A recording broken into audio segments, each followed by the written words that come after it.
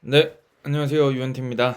네, 오늘은 이제 울산 이야기를 조금 할까 싶어서 왔습니다.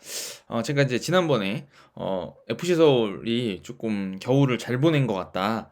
라는 이야기를 드리면서 한 팀 정도는 제가 더 이야기를 한번 해보고 싶다라고 했었는데 사실 그게 울산 HD였어요. 그래서 왜냐면은 김판공 감독님이 지난 시즌에 저는 어찌됐든 본인의 색깔을 확실히 보여줬다고 생각을 하는데, 그러니까 지향하는 바가 뭐였는지. 근데 아무래도 선수단 구성이 이제 전임자였던 홍명보 감독님이 꾸려놓은 선수단 위주로 되어 있었기 때문에 뭔가 팀이 조금 더 에너지틱하고 좀 다이나믹하게 뛰어야 되는 축구를 하고 싶어 하는 것 같은데, 아무래도 베테랑들이 많고 또 약간 성향이 어 약간 막 빡세게 뛰는 쪽보다는 조금은 본인들이 기술이 있으니까 주도하는 걸 좋아하는 유형의 선수들이 전 많았다는 생각이 좀 들거든요.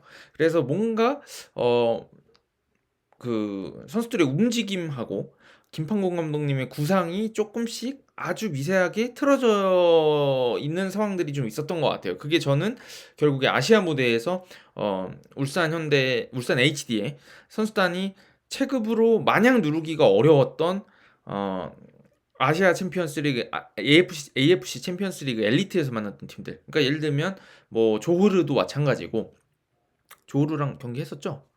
그리고 저기 뭐 이제 중국 팀이라든지 일본 팀이라든지 기술적으로 충분한 1대1적으로 싸움이 되니까 울산 HD 선수의 압박을 걸었을 때 조금 버텨줄 수 있고 풀어나올 수 있는 능력을 가진 팀 상대로 좀 약한 경기를 펼쳤던 게 아닌가라는 생각이 들거든요. 근데 이제 이번 겨울에는 대대적인 변화가 저는 있었다고 생각합니다. 뭐 많은 변화가 아니라고 생각하실 수도 있지만 결국에는 주전급 선수들의 상당수가 빠져나가게 됐고 새로운 피들이 수혈이 되면서 주전급으로 기용될 만한 선수들이 많이 왔고, 또 그다음에 음 2부 리그에서 뛰고 있던 선수들도 상당히 많이 영입이 됐죠. 이 선수들이 유망한 선수들이고 K리그2에서 잘하고 있던 선수들인 건 맞지만 K리그1에서 젊은 선수들이니까 다시 한번 자기를 보여줘야 되는 상황이 되어 있습니다. 그래서 울산 HD 같은 경우는, 전 FC 서울 같은 경우는 좀 그 선수 영입이 좀 보수적인 면이 있었다고 생각이 들 정도예요. 들어요, 저는. 느낌이. 왜냐면 본인들이 가지고 있던 팬은 잘 지켜놓은 상황에서 이제 어디를 조금 더 유지 보수?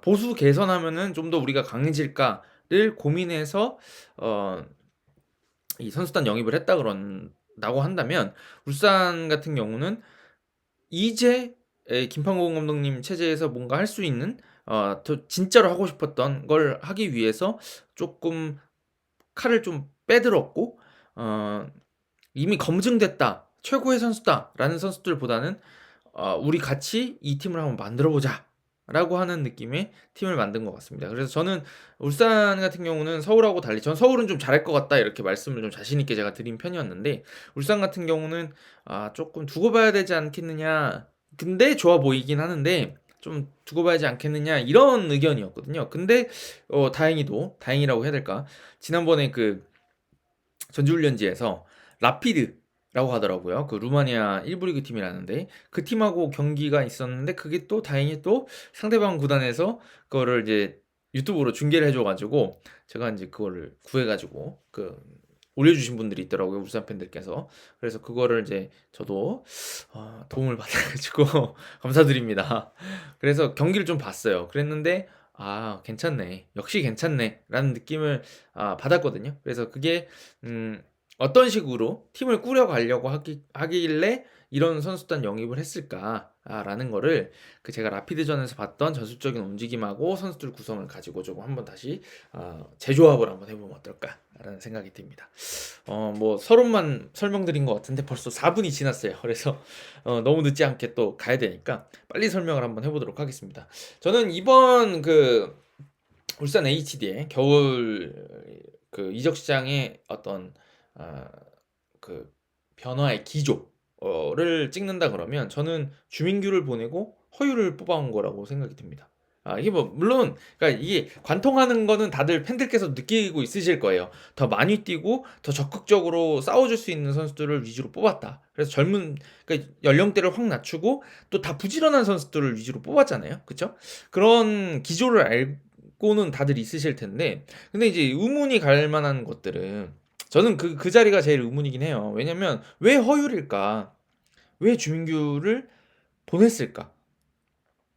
주민기 선수가 가지고 있는 득점력은 우리가 이미 검증이 되어 있는 상황인 거고, 물론 지난 시즌에 조금 부진한 거 아닌가라는 이야기가 있었지만, 근데 주민규가 사실 뭐 그 한 살 먹고 두 살 더 먹는다 그래서 갑자기 막 경기력이 떨어질 만한 유형의 선수도 아니잖아요. 등지는 플레이가를, 그러니까 스크린 플레이를 바탕으로 해가지고 정통파 9번 딱 중앙에 지켜주는 유형의 선수인데, 지난 시즌에는 뭐 말미에도 귀중한 득점들 터트리고 잘했는데 왜 이걸 허율을 바꿨을까? 근데 허율은 생각해 보시면, 허율 선수가 가지고 있는 툴이나 재능이나 어떤 그런 어떤 유망주로서의 그런 가치들, 이제 뭐 유망주라기보다는 본인을 증명해야 될 시기긴 하지만, 그런 어떤 가지고 있는 것들을 고려했을 때는 허율이 가진 게 많죠. 근데 이제 다들 아시다시피 허율이 그러면 울산 HD라고 하는 팀의 공격수로 1번 공격수 내지 2번 공격수로 뛸 만큼의 공격력을 보여줬느냐, 득점력을 보여줬느냐, 여지까지 이렇게 물어본다면 많은 분들이 야 근데 허율 좀 약하지 않아? 이런 얘기를 하실 수도 있는 상황이라고 생각해요, 저는. 왜냐면 허율 선수가 득점이 그렇게 많은 유형의 선수가 아니었고, 지난 시즌에는 또 수비로 내려가서 팀을 위한 거였지만 그렇게 뛰었던 선수기도 하고, 사실 프로 무대에서 맹폭을 퍼부은 적이 없는, 예, 뭐 토종 골잡이들이 사실 살아남기도 힘들지만 뭐 주민규 제외하면 사실 믿을 만한 공격수가 그렇게 많지 않은 이 K리그의 현실에서 중앙 공격수가 허율이라는 선수가 잘할 수 있을까? 라는 생각을 다들 하실 수도 있을 거라고 생각이 들고, 그게 저는 이 다른 영입 선수들과 비교해서 가장 드라마틱하게 차이가 났던 부분이 아닌가 싶습니다. 주민규가 허율로 바뀐 게. 근데 이게 지금 제가 그 라피드전을 보니까 어, 좀 이해가 됐어요. 아, 이래서 허율을 더 좋아할 수 있겠구나. 라는 생각이 들었거든요. 그래서 이제 요거는 바둑아라고 한번 설명을 드려볼게요. 이게 제가 지난 시즌에도 설명드렸던 거랑 크게 다르지 않을 수도 있어요. 근데 이번 시즌에 경기를 보니까 조금 더 디테일해진 것 같고, 조금 더 선수들끼리도 하려고자 하는 게 벌써 지금 이 프리시즌 첫 경기였던 걸로 기억하는데 벌써부터 보여요.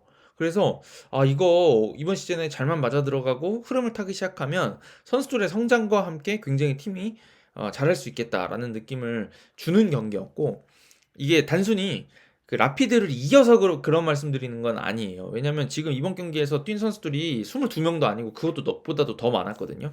근데 그러니까 결국에는 이게 주전팀이었느냐, 아마 전반전이 주전이었던 것 같긴 한데, 주전팀이었느냐 뭐 후보였느냐 이런 것까지 고려한다 그러면 울산이 그냥 라피드를 이겼다, 이게 중요한 경기는 아니었는데, 그러면 이 경기에서 과연 울산이 어떤 본인들만의 색깔을 계속 내려고 노력한 게 맞느냐, 이렇게 다시 질문을 해야 된다고 생각을 하거든요. 근데 그 질문에 답한다 그러면 울산은 정말 확고한 색깔을 보여줬고, 제가 이제 지난 시즌 그 말미에 계속 울산이 우승할 거다, 그리고 저는 울산이 제일 좋은 팀이라고 생각합니다, 지금 K리그에서 가장 강한 팀이라고 생각합니다 하면서 제가 챔피언의 축구를 한다 이런 말씀을 많이 드렸잖아요. 근데 결국 챔피언스리그 가가지고 얻어터지고 다니고 FA컵에서 지는 바람에 제 말이 조금 머쓱해진 감이 있었지만, 챔피언의 축구라는 거는 이게 챔피언이라서 챔피언의 축구가 아니라 뭐 선수비 후역습 해가지고 우승할 수도 있죠. 그 팀은 저는 근데 챔피언의 축구라고 안 할 거예요. 그거는 우승을 한 거죠. 그 팀이 우승을 한 거고, 챔피언의 축구라고 표현을 안 할 텐데, 챔피언의 축구라는 결국에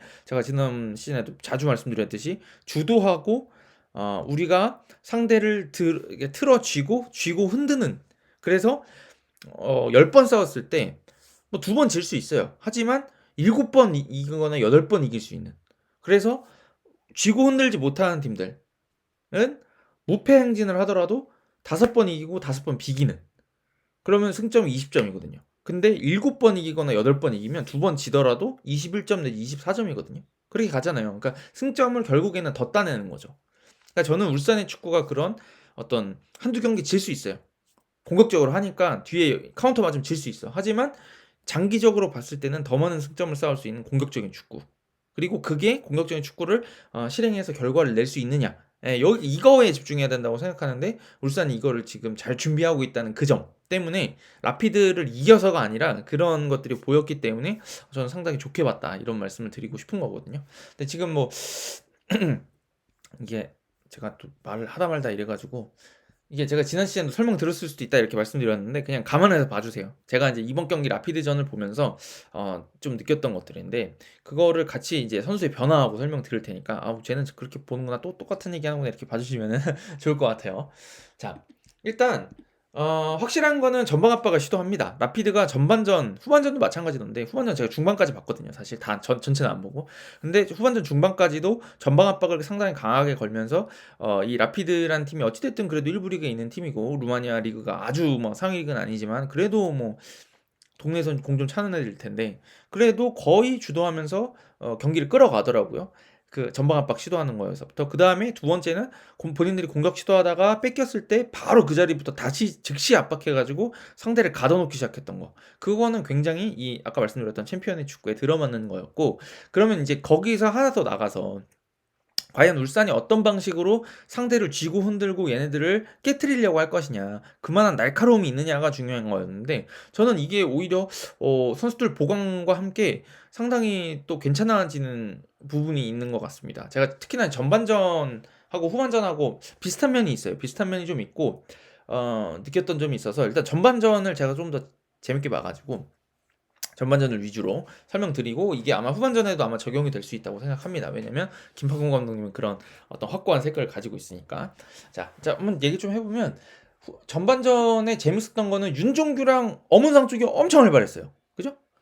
그 울산 팬들은 아시겠지만 엄청 활발했는데 이 위치가 진짜 재밌더라고요. 저는 어떤 거였냐면 이게 상대가 조금 수비적으로 나왔단 말이에요. 근데 이제 그 요즘에 뭐 그 전북에서도 그랬고 예전에 이제 설기현 감독님 계실 때 경남도 그랬고 3-2-5로 서는 걸 요즘 되게 좋아하잖아요.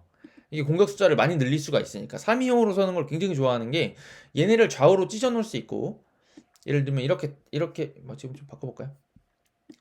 그러니까 이렇게 쓰고 싶어 하는 거죠. 사실 요즘에 팀들이. 그래서 이 사이사이 공간에 5개 채널이라고 하는 여기를 다 5명이 들어갈 수 있는 준비를 해놓고 싶어 해요. 이해되시죠? 뭔지. 그래서 이 수비 사이를 채널이라고 했을 때 이 공간들을 적절하게 이용할 수 있도록 이 5개 공간에 그래서 최근에 이제 제가 설명드릴 때 보면은 뭐 이 채널을 바꿔 쓰는 경우들이 있는데 예를 들면은 뭐 이쪽에서 6번이 공을 잡았을 때 7번 선수가 이쪽 채널로 들어왔다 침투를 해서 들어간다 그러면 이 선수는 여기 있어봤자 어차피 7번하고 위치가 겹치니까 이럴 때 이 선수가 바깥으로 돌아준다. 네. 이렇게 돌아나가면은 이 선수가 이 선수 끌고 들어가고 이 패스를 받을 수가 있으니까.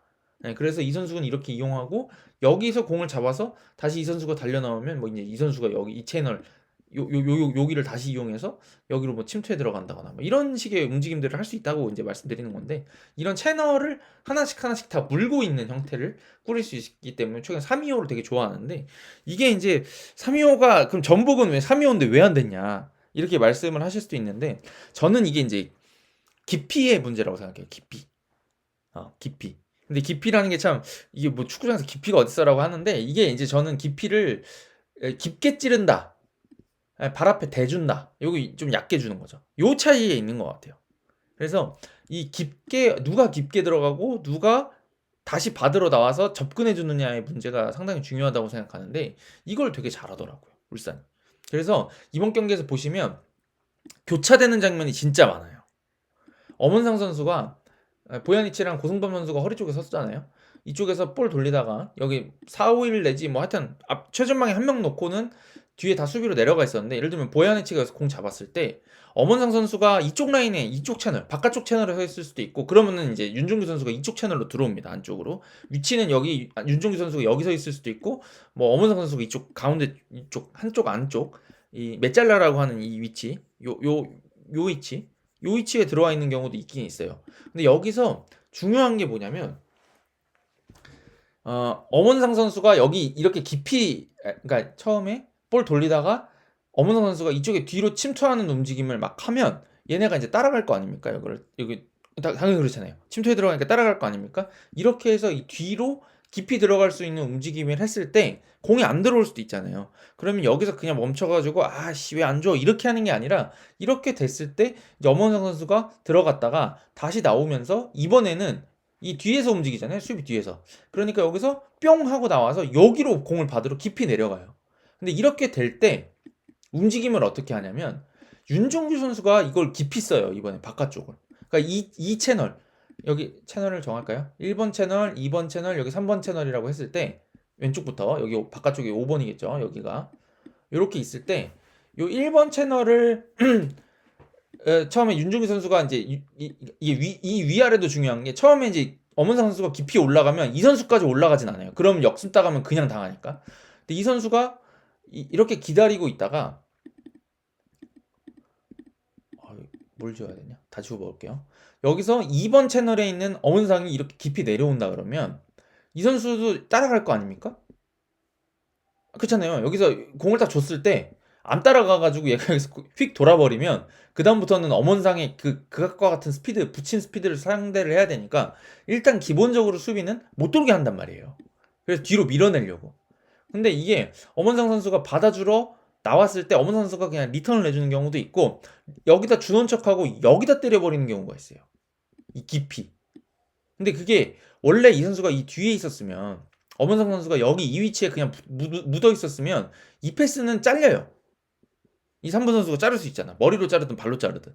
넘기더라도 쫓아가니까 이거는 불안전하게 공을 잡는데 여기서 계속 엄원상 선수가 뒤로 받아주러 나오니까 이거 따라갈 수밖에 없다고 했잖아요. 따라가면 이때 들어오는 패스는 이 선수가 이걸 쫓아갈 수가 없습니다. 이런 식으로 공간을 만들더라고요.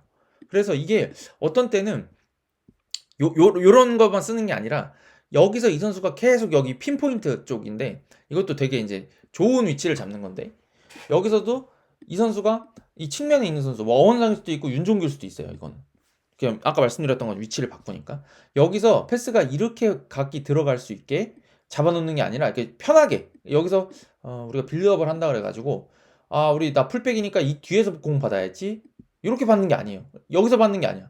그럼 왜냐면 여기는 이렇게 나와버리면 가장 위협적인 위치 여기는 사실은 그렇게까지 공간이 깨져 있지 않잖아요. 조직이. 근데 이걸 어떻게 깨냐면 이 바깥쪽에 나오거나 아니면 센터백이 나오거나 이쪽 많이 나오잖아요. 최근에는 이쪽 이렇게 라불피아나 이런 식으로 해가지고 이 선수가 이렇게 빠져나왔다. 예를 들면 이제 보야네치가 저 패스를 잘 뿌리니까 보야네치라고 해볼게요. 보야네치가 이 위치에 나와서 받았어요. 약간 바깥쪽에 빠져서 반대는 뭐 고승범이 지켜주고 있겠죠. 그러면 이 선수한테 공을 받을 때 약간 좀 더 극단적으로 잡아야 되겠다. 이렇게 잡았을 때 이 선수가 여기서 받을 수 있어요. 근데 이게 아니라 지금 울산 어제 경기 같은 경우를 그 라피드 경기를 보시면 꼭 이 위치까지 올라가요. 근데 이게 언제까지냐면 얘한테 패스를 받을 수 있는데 얘한테는 잘리지 않는 위치까지예요. 이게 이제 각도의 문제인데 여기 가는 중에는 그러니까 세게 주면 안 걸리겠죠? 요 각도까지 최대한 깊이 들어가요. 여기 이 위치까지 최대한 깊이. 그래서 이 선수가 일로 내려올 수밖에 없게. 그래서 여기가 빌 수밖에 없게. 그래서 뺏기더라도 여기서 공 받고 역습 전개할 선수가 없어요. 그래서 역습 제어가 잘 됐던 것 같아요.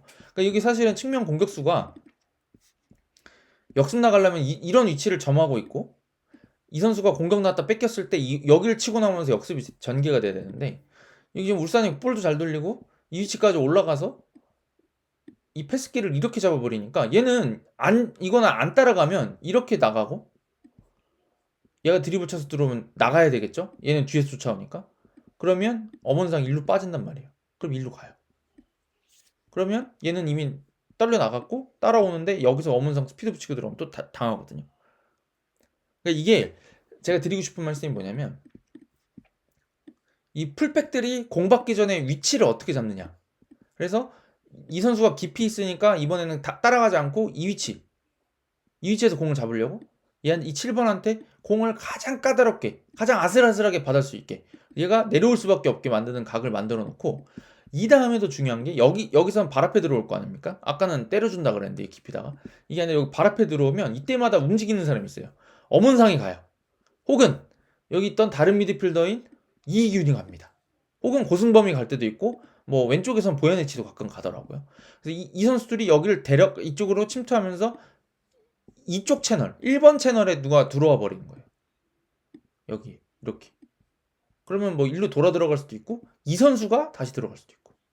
그럼 다시 2번 채널에 앞에. 그래서 보면은 패스 전개가 전진 패스 가게. 그래서 깊이 쓴다는 거예요. 제가 또 다시 말씀드리고 싶은 건 여기는 얕게 나와서 3번은 얕은 위치에서 잡았잖아요. 얕게 받았잖아요. 근데 여기 한번 들어가서 얘네를 자기한테 땡겨 놓고 그다음에 패스가 깊이 들어가요.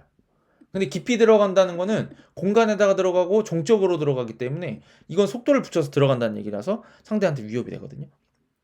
이걸 반복하면 이 선수가 계속 내려와서 얘를 잡아줄 수밖에 없게 돼요. 그럼 역습은 당연히 상대도 힘들어지게 되고, 이런 높은 위치에서는 제압방만 빨리 한다 그러면 다시 소유권을 찾아올 수도 있는 강점이 있죠. 물론 이거를 뭐 울산보다 압도적인 개인기량 갖춘 선수들 상대로는 하기가 쉽지 않겠지만, 아시아권에서는 제가 보기에는 지금 울산 굉장히 빡세게 빡빡하게 뛰는 팀이기 때문에 이게 먹힐 가능성이 크다고 생각하거든요. 그래서 지금 보면은 아까는 이 선수가 얕게 내려가면서 얘가 깊이 있었단 말이에요. 근데 지금은 얘가 얕게 내려가니까 얘가 깊이 있어요. 그러다가 이 뒤로 깊이 들어간단 말이에요. 근데 이것도 맞는 게 뭐냐면, 여기 이렇게 내려갔을 때 이 선수까지 내려가 있으면, 그냥 내려가서 이렇게 애매한 위치를 잡고 있으면 사실 뭐 할 게 없어요. 공 들어올 때 붙으면 되거든. 뭐 물론 2대1 주고받고 뭐 이런 것도 뭐 3자 패스 이런 것도 있긴 하겠지만, 어찌됐든 이렇게 애매한 위치에 그냥 있으면 이렇게 돼야 되는데, 이게 그냥 여기다 붙잡아 놓는 거죠, 어떻게 보면. 자기가 최대한 깊은 위치까지. 왜냐면 여기 볼 들어가고 난 다음에는 내가 깊이 쓸 거니까 이 선수 옆에 붙어 있다가 이 뒤로 파고들면은 받기가 좋잖아요, 어떻게 보면. 여기 이 뒤에서 들어오는 선수도 있고.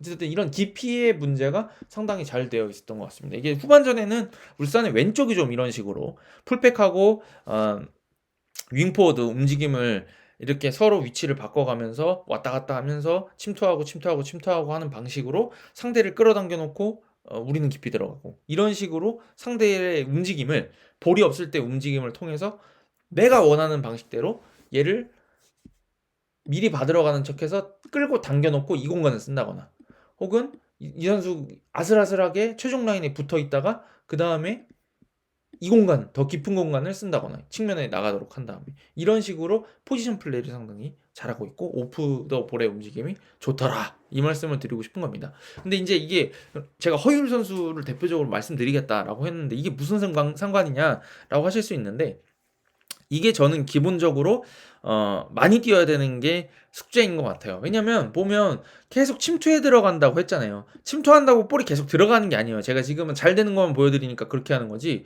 지금 이 8번이 이렇게 풀이로 두겠어요? 바짝 붙으면 여기 뛰었는데 타이밍이 뭔가 안 맞는 것 같아. 그럼 접어가지고 뒤로 갈 거 아닙니까? 그럼 이 선수 어떻게 해야 돼요? 돌아와야죠. 이 선수가 내려올 수도 있고. 이게 결국에는 다시 돌아와서 다시 침투에 들어가고 다시 침투에 들어가고 다시 침투에 들어가고, 이거 반복이거든요. 이게 굉장히 많이 뛰어야 되는 축구고 스태미너가 중요한 축구인 거죠. 예. 그래서 허율 선수도 중앙 쪽에서 이걸 많이 해요. 허율 선수도 중앙 쪽에서 계속 띄워주고 앞으로 달려주고 하면서 이 여기에 있는 수비들을 흔들어 놓는 거예요. 이 수비를 앞뒤로 흔들려 그러면 여기를 깊이 써야 된다는 느낌이 전 있거든요. 뒤를 파고 앞으로 전진할 수 있게 볼이 없는 선수들이 움직여줘야 이 선수들이 깊이 내려가면서 여기가 벌어지잖아요. 여기를 이용할 때 내가 침투에 들어가면서, 그러니까 예를 들면 허율 선수가 2번하고 5번 사이 2번한테 묻어 있다가 이 뒤를 파고 들어갔다. 엄청 날카롭게 파고 좋은 타이밍에. 근데 패스는 안 들어왔다고 쳐봅시다. 좋은 타이밍에 들어갔는데 이거 들어가면 이 선수 따라오겠죠. 이 선수도 여기 커브치로 들어올 텐데 그럼 여기가 넓어진단 말이에요. 아까보다 훨씬. 이 공간 진짜 넓어졌잖아요. 이런 식으로 해서 이 공간에 이런 선수들이 뛰어들어올 수 있게 된다는 거예요. 혹은 이 선수가 뛰어들어오든. 이런 식으로 공간을 만들어야 되는 축구이다 보니까 제 생각에는 주민규 선수는 등을 지는 스타일이죠. 그래서 이 공간을 깊이 쓰는 쪽보다는 깊이 박혀서 나를 중심으로 해서 나 옆에 있는 선수들한테 좀 열어줄 수 있는 여지는 있지만 본인이 이걸 깊이 쓰는 사람은 아니거든요. 그러다 보니까 전방 압박의 강도도 분명히 생각을 했을 거고, 유형이 김판공 감독님이 원하는 스타일은 아닐 수 있겠다 라는 생각이 좀 들더라고요. 그리고 제가 허율 선수를 득점력을 아까 처음에 말씀드렸는데 그게 또 매우 중요한 요소가 아닐 수도 있어요. 이게 무슨 의미냐면, 제가 지금 보면은 5명이 이 가장 일선에 5명이 배치돼 가지고 5개 채널을 써서 공격을 막 펼칠 거라고 했잖아요. 그죠? 이건 뭐냐면 제가 보기엔 벌떼 작전이에요. 그러니까 공격을 5명이 번갈아 가면서 막 위치를 바꿔가면서 할 거기 때문에 허율한테만 득점을 맡길 필요가 없는 거예요. 왜냐? 여러 명이 다 공격을 할 거기 때문에. 그래서 제가 보기에는 허율 선수한테 마무리 능력이 아예 없는 건 아니고 원래 공격수 계속 뛰었으니까 허율 선수한테는 조금 그 제가 좋아하는 말이면 가자미 같은 움직임을 많이 원할 거고, 그 가자미의 움직임을 수행하면서 다른 동료들이 잘하면 잘할수록 허율한테 떨어지는 콩고물들이 많아질 겁니다. 다른 선수들이 잘해주면 잘해줬어. 본인이 어시스트를 받아먹을 수도 있고, 혹은 뭐 다른 뭐 이희균이라든지 이청용이라든지 뭐 엄원상이라든지 이런 선수들이 득점을 많이 터뜨리게 되면 그쪽으로 분산이 되겠죠, 수비가. 그러면 이제 허율이 편해지는 거죠. 네, 그렇게 아마 벌떼 축구, 그러니까 한 명이 20골 넣는 축구가 아니라 한 5명이 뭐 4골씩 5골씩 6골씩 7골씩 막 이렇게 3골 막 2골 이렇게 나눠 가지고, 그리고 막 도움도 많이 나오고, 예, 그런 축구를 준비하고 싶어서 허율 선수를 영입한 게 아닌가라는 생각이 들었습니다. 네. 그리고 그 왼쪽 같은 경우는 반대쪽, 왼쪽 설명 안 드렸는데, 반대쪽 같은 경우 강상우 선수는 뭐 이렇게 윤종규 선수만큼 적극적으로 이 측면에 있는 선수랑 위치를 바꾸진 않았습니다. 근데 이제 그걸 생각해 보시면 앞에 있는 선수가 이청용 선수였고, 그래서 이청용 선수는 사실상 프리롤로 여기저기 전반적으로 다 돌아다니는 상황이었고, 오히려 이제 앞쪽에 있던 이희균 선수라든지 뭐 후방에 있던 보야니치라든지 이런 선수들이 강상우 선수 공 잡았을 때 앞쪽으로 좀 움직여주는, 예, 그런 움직임을 했었고, 강상우 선수는 여기서 잘 안으로 들어오는 경우는 거의 없었어요. 오히려 바깥쪽 라인을 좀 지켜주고 후방에 좀 기다려주는 형태가 됐는데, 이거는 생각해 보시면 사실 숫자를 따졌을 때 맞죠. 예.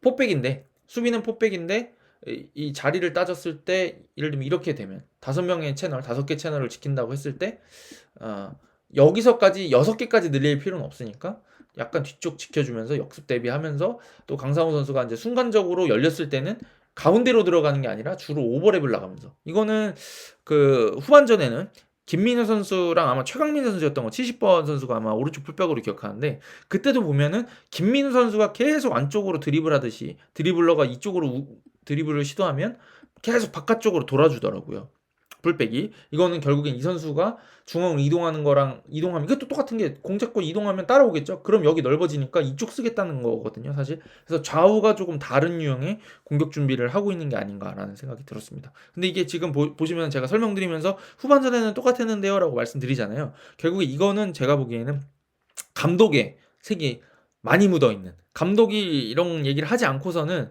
선수들이 이렇게 확고하게 움직일 수 없다는 거를 저는 확신합니다. 많은 팀들을 봐왔기 때문에. 그래서 저는 이거는 감독의 어떤 색깔이라는 생각이 들고, 이게 그러니까 잘 녹아든다 그러면 분명히 울산은 이번 시즌에도 좋은 팀이 될 수 있을 것이고, 단순히 뭐 이번 시즌에 우승이다, 뭐 아침에서 뭘 하겠다 이런 거라기보다는 저는 이 팀은 조금 과도기에 있는 팀이지 않을까라는 생각이 좀 들긴 들어요. 물론 우승에 도전할 수 있는 팀이지만 당장 올해보다도 장기적으로 한 3, 4년 5년 정도 해먹을 수 있는 팀이 되지 않겠느냐라는 생각이 듭니다.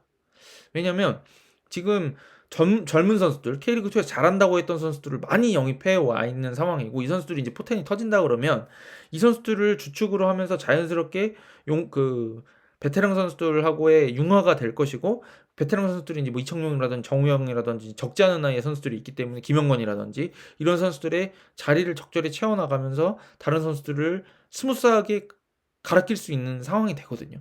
그러니까 이게 선수 나갔다 그래서 딱 끝나는 게 아니라 지금 젊은 선수들 영입을 잘 해놨기 때문에, 저희 부천의 아들 또 서명건 선수도 갔잖아요, 울산으로. 잘하거든요. 그렇기 때문에 일부 리그에서 조금 뭐 두고 보긴 해야 되겠지만, 하여튼 저는 뭐 울산 팬들이 하여튼 기대해 볼 만하시지 않을까라는 생각이 들긴 드는데, 어찌됐든 그런 식으로 세대 교체까지 고려해서 상당히 좀 괜찮은 팀을 꾸린 게 아닌가라는 생각이 듭니다. 일단 뭐 뚜껑은 열어봐야 될 것 같아요. 제가 받은 느낌은 어찌됐든 상대편도 그 루마니아 팀들, 그 팀인 라피드도 뭐 100%는 아니었겠죠. 100%는 아닐 거고, 본인들도 평가하고자 하는 게 있었고 했기 때문에 이걸 뭐 리그에 직접적으로 다 대입해서 울산 무조건 잘합니다 이렇게 말씀드릴 건 아니지만, 제가 보기에 울산이 괜찮다고 느끼는 이유는 아까 말씀드렸던 것처럼 확고한 색깔을 가지고 있다는 것, 그리고 그게 디테일이 있다는 거. 네. 거기에서 조금 차이가 있을 것 같습니다. 그래서 보면은 뭐 미드필더들도 많이 바뀌었던, 그러니까 좀 영입된 선수들이 있는데 그 선수들이 다 많이 뛸 수 있는 선수입니다. 이진현 선수도 기술과 함께 활동량을 같이 갖추고 있는 선수고, 전방 압박도 잘하는 선수고, 이런 선수들이기 때문에 전반적으로 팀 스쿼드가 두꺼워지면서 그 색깔에 좀 더 맞는 선수들이 많이 들어와 있는 상황인 것 같아요. 그러니까 김영권이라든지 이청용이라든지 정우영이라든지 이런 베테랑들이 가지고 있는 그 특별한 재능들, 특별한 능력들은 어떤 선수가 온다 그래가지고 단번에 대체할 수 있는 유형은 아니거든요. 이청용 플레이를 어떻게 누가 그대로 대체할 수가 있겠어요. 한데 그렇지만 그 이청용 선수 자리에서 이청용과 다른 방식으로 팀에 기여할 수 있는 선수들을 잘 영입해 오면서 선수 그 세대 교체까지 하고 있다, 이런 얘기를 드리고 싶은 겁니다. 그래서 울산은 제가 보기엔 잘할 것 같아요. 네, 잘할 것 같습니다. 자, 그럼 이쯤하고 갈까요? 네. 뭐 다른 팀들 이야기들도 꽤 있긴 있을 텐데, 일단 제가 보기에 울산하고 서울이 제일 바빠서, 그리고 이제 뭐 시민구단 같은 경우들은 뭐 영입도 많고 나간 선수들도 좀 많잖아요. 그러다 보니까 이게 나간 선수 있고 들어온 선수 있고 하니까 좀 변수가 크긴 커요. 그래서 제가 좀 프리시즌 경기가 볼 수 있으면 그렇게 본 다음에 제가 좀 느낀 점 중에 좋은 팀들이 있으면, 나쁜 팀들 말고 좋은 팀들 위주로 한 번 더 예상을 한번 해보도록 하겠습니다.